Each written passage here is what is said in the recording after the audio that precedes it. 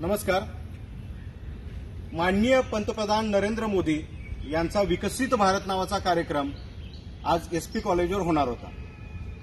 तर समस्त महाराष्ट्राला मी दाखवू इच्छितो की आजची त्यांची इथली सभा ही कॅन्सल झालेली आहे.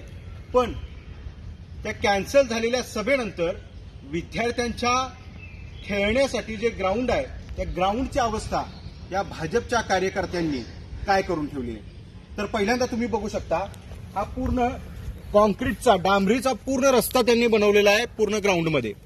तर आता मला एक सांगा की ह्याची भरपाई, या ग्राउंडची भरपाई कोण करणार आहे. हे बघू शकता, इथनं वाहनं वगैरे जाऊन पूर्ण ग्राउंड त्यांनी खराब करून टाकलेला आहे. या पूर्ण ग्राउंडवरती कॉन्क्रीट आणि सिमेंट आणि खडीचा पूर्ण भर आहे.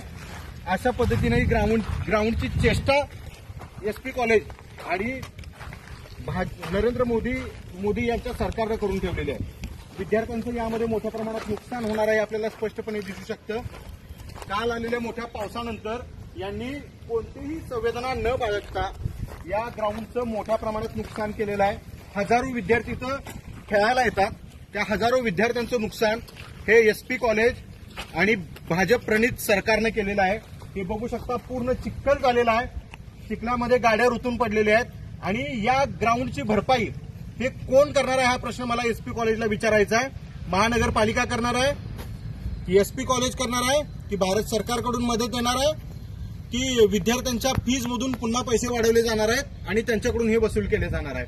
आम्हा सगळ्या प्रतिनिधींना एवढेच विचारायचं आहे की विद्यार्थ्यांच्या आयुष्यातील जो खेळाचा महत्वाचा भाग आहे तो संपवण्याचा अधिकार एसपी कॉलेजला किंवा नरेंद्र मोदी प्रणित भाजप सरकारला दिलेला आहे का.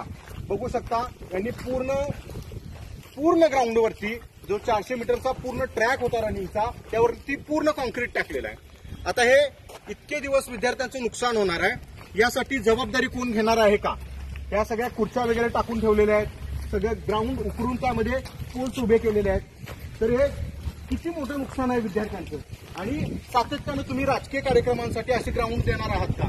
दुसरीकडे कुठंच तुमच्याकडे ग्राउंड अवेलेबल नव्हतं का हे विचारायचं आहे. हे बघू शकता, इथे कबड्डीचे कोर्ट्स होते, ते कोर्ट्स पूर्णपणे उद्ध्वस्त केलेले आहेत. इथं मोठं फुटबॉलचं ग्राउंड होतं ते उद्ध्वस्त केलेलं आहे. खो खोचे ग्राउंड होते ते उद्ध्वस्त केलेले आहेत.